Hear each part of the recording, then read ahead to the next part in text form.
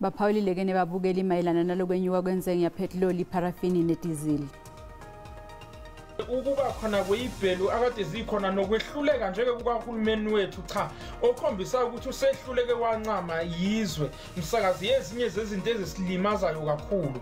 Imbangela yokuthi ipetrol ikhuphuke ngalendlela ngilesimo lesiphila kuso seCovid-19 ngoba le rand liwile imisebenzi leminyenti kakhulu ivalekile. Into edala ukuthi akhuphuke kangaka oil nopetrol indaba yokuthi isimo somnotho asisihle vele kumanje kuyantengantenga yonke into. NeCovid iphinde yaba nomthelelo ongemuhleke futhi ezintweni eziningi nje lapha ezweni.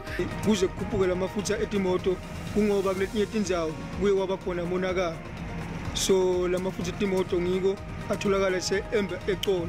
Ukutapela kwempahla nekucekelwa phasi kwetakhiwo emavikini nambala landlulile ngicabanga ukuthi kufike kakhulu isandla ukuthi enyuke ipetroli.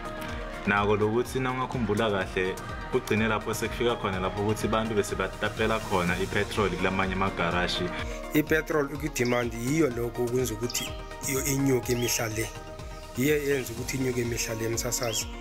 Demand and imoto ziningi lemgaqweni wonke umuntu ufuna ubona imoto yakhe ihamba. Imbangela ukuthi amafutha etimoto akhuphuke kakhulu ngiletibhelu noma lokulutha lebekhona ngiko lokubangela ukuthi ipetroli netinto tendiwa phasi tikhuphuke kakhulu.